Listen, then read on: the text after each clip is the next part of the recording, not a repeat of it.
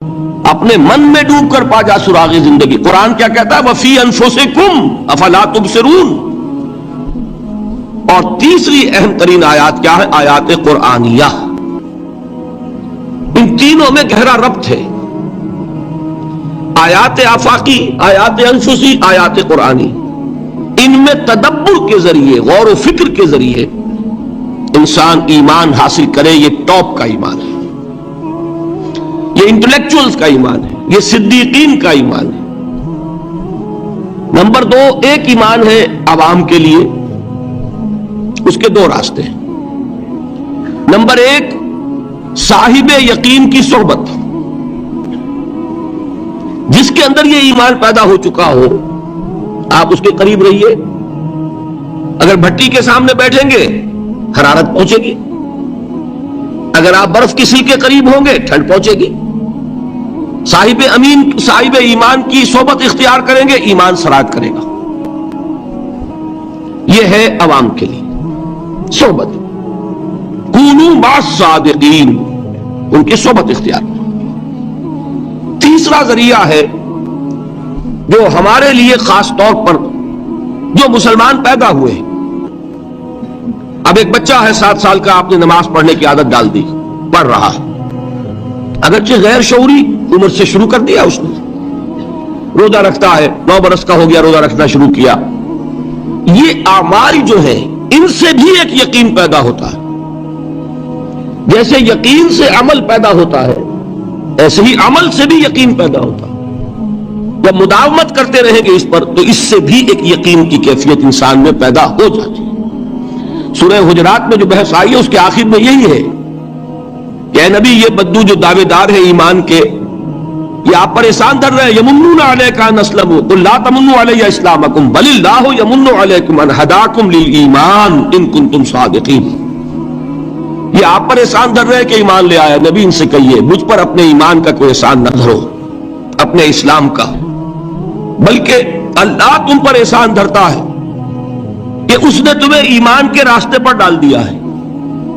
جب اسلام پر آ گئے ہو تو عمل کرتے رہو گے. ان تطیعوا اللہ ورسولہ، اگر عمل کرتے رہو گے تو اس عمل کے ذریعے سے بھی تمہارے اندر ایمان پیدا ہو جائے گا.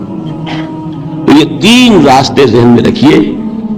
جو عوام ہے، غور و فکر، سوچ بچار، اس کی صلاحیت نہیں یا مواقع نہیں، ان کے لیے یہ 2 راستے ہیں، یقین بذریعہ عمل اور یقین بذریعہ صحبت.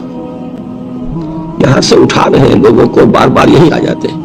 یہاں پر لیکن ان کو دقت ہوتی ہے. یہاں پہ کوئی صاحب پہلے سے روک دیا کرے نا، جو بعد میں گڑبڑ ہوتی ہے. تو ایک ایمان ہے انٹلیکچوئلز کا، صدیقین کا، جن کو قرآن کہتا ہے اولو الالباب الذین یعقلون. ان فی خلق السماوات والارض واختلاف اللیل والنہار لآیات لأولی الالباب. ہوش مندوں کے لیے، عقل مندوں کے لیے، غور و فکر کرنے والوں کے لیے، اصحاب دانش و بینش کے لیے ہماری کائنات میں ہماری نشانیاں ہیں. غور کرو اور ہمیں پہچانو، خود اپنے اندر جھانکو اور ہمیں پہچانو. اور ہماری یہ آیات جو ہیں ہمارے کلام کی، اس کی آیات جو ہیں ان میں وہ ایمان رچا بسا ہوا ہے. ان پر غور کرو، غوطہ زنی کرو. قرآن میں ہو غوطہ زن ہے مرد مسلمان.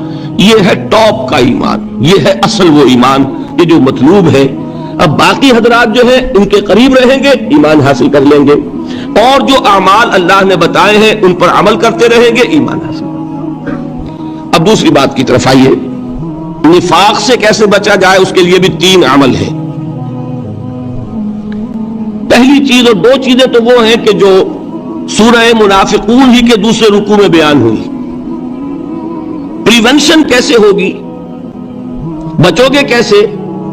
دوام ذکر، اللہ کو یاد رکھو. یا ایھا الذین آمنوا لا تلہکم اموالکم ولا اولادکم عن ذکر اللہ ومن یفعل ذلک فاولئک هم الخاسرون. دل کو غفلت میں مت آنے دو. دل غافل ہوگا شیطان کا ڈیرا بن جائے گا. وہ دوام ذکر میں، البتہ یہ ذہن میں رکھیے کہ دوام ذکر کا ذریعہ کیا ہے، اس میں مغالتے ہیں لوگوں کو. جو سب سے بڑا ذکر ہے اس کو بھولے ہوئے ہیں، اور جو تیسرے چوتھے نمبر کا ذکر ہے اس کو سمجھ بیٹھے ہیں کہ بس یہی ذکر ہے. سب سے بڑا ذکر، مجسم ذکر قرآن ہے. الذکر انا نحن نزلنا الذکر وانا لہ لحافظون. وہ الذکر کون سا ہے؟ قرآن. اسی کو فرمایا، میں نے وہ آیت سنائی تھی کہ لوگ تنزیہ کہتے تھے، یا ایھا الذی نزل علیہ الذکر انک لمجنون. حضور سے مخاطب ہوا کہتے ہیں فلاں جس کے اوپر کہ اس کے خیال کے مطابق ذکر نازل ہوا ہے، ہم تو تمہیں پاگل سمجھتے ہیں. وہاں بھی لفظ کیا ہے؟ الذکر. تو معلوم کیا ہوا؟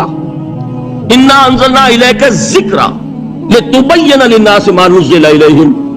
یہ الذکر ہے، تو اس سے بڑا ذکر کوئی نہیں.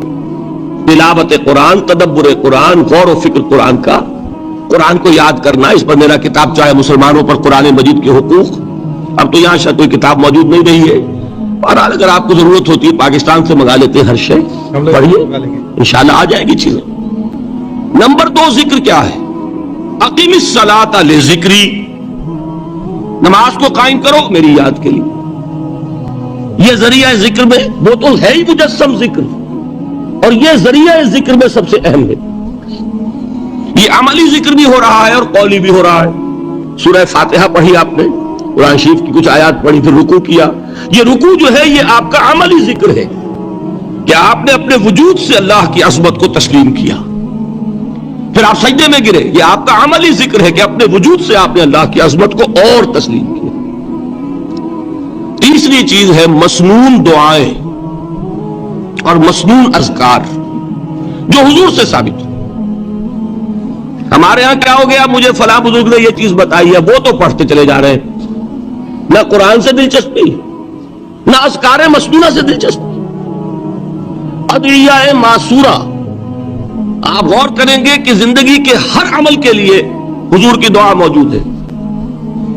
صبح اٹھے دعا ہے، آنکھ کھلتے ہی بیت الخلاء میں داخل ہونے لگے دعا ہے، نکلے دعا ہے، وضو کرنے بیٹھے دعا ہے، فارغ ہوئے دعا ہے، مسجد کے لیے گھر سے نکلے دعا ہے، مسجد میں داخل ہوئے دعا ہے. مسجد میں تو ہے ہی ذکر، نماز ہے، تلاوت ہے. باہر نکلے دعا ہے، گھر میں داخل ہونے لگے پھر دعا ہے. سواری پر سوار ہو رہے ہیں دعا ہے، اتر رہے ہیں دعا ہے، شیشہ دیکھ رہے ہیں دعا ہے، کپڑے پہن رہے ہیں دعا. زندگی کا کوئی عمل نہیں یہاں تک کہ جو تعلق زن و شو ہے، جس کو کہ خالص حیوانی بات سمجھا جائے گا، اس کے لیے بھی دعا ہے. غفلت میں وہ کام بھی نہیں کرتا. سمجھ رہے ہیں آپ؟ اب آپ غور کیجئے، اس میں کوئی اضافی وقت نہیں لگا، کوئی اضافی پوسچر اختیار نہیں کیا آپ نے، یوں بیٹھو، اس طرح بیٹھو، یوں کرو.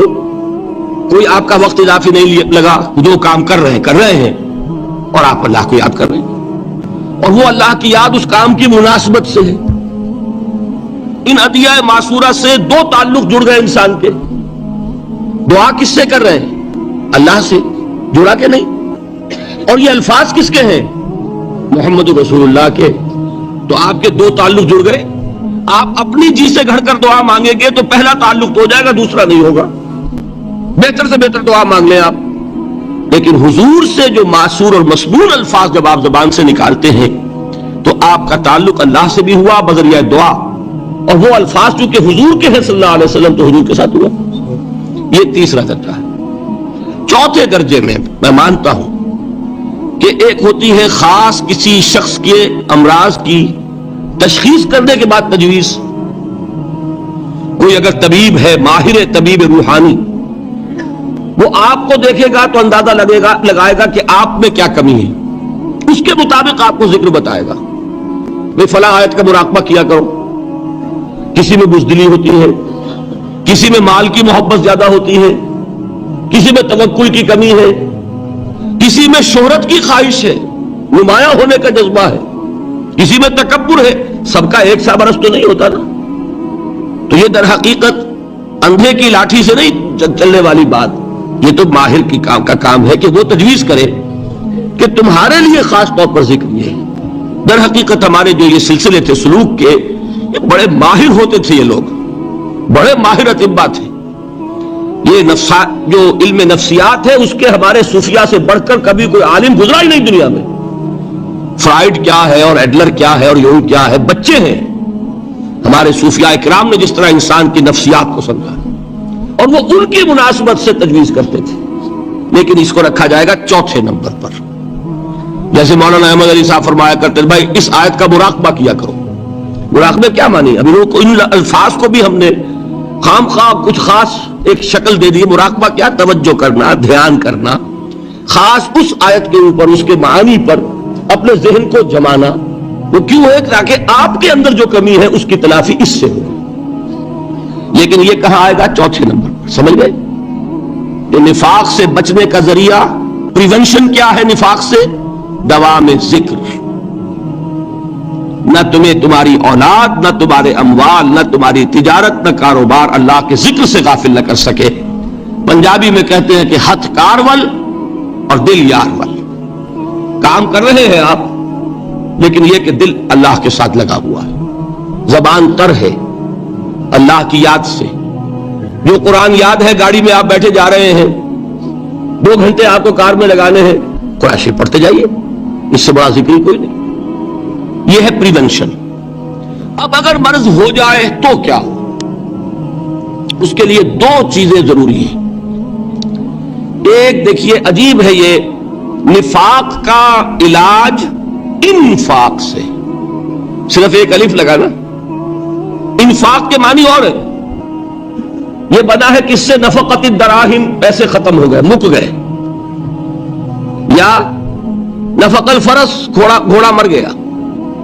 تو مال کو کھپانا، لگانا اللہ کی راہ میں.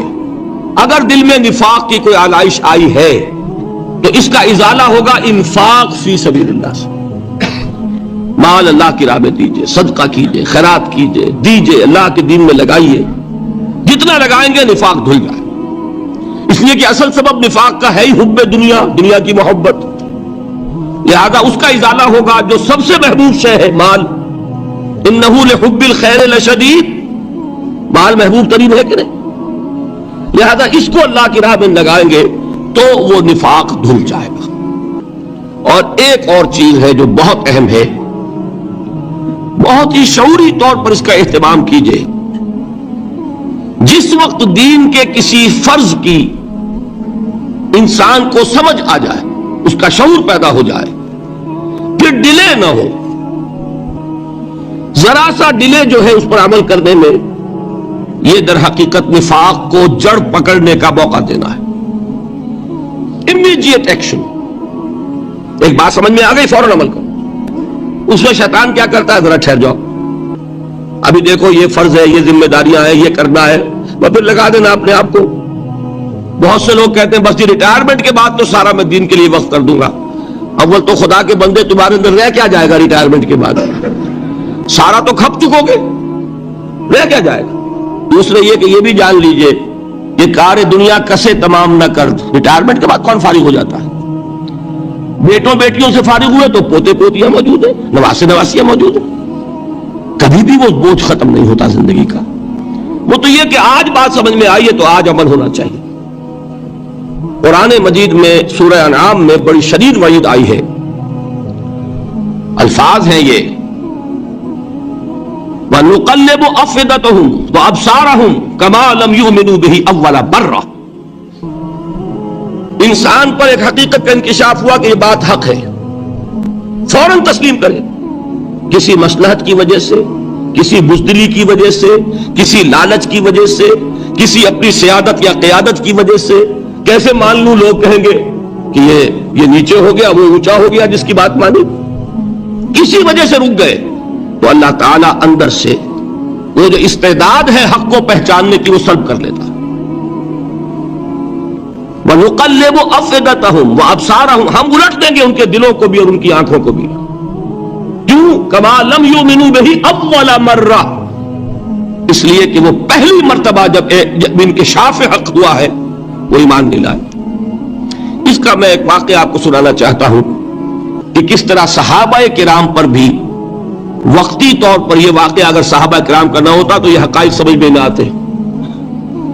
غزوہ تبوک کے موقع پر یہ میں جملہ انکمپلیٹ رہ گیا، ضعف ایمان کا حملہ ہو جاتا تھا، نفاق کا نہیں معاذ اللہ.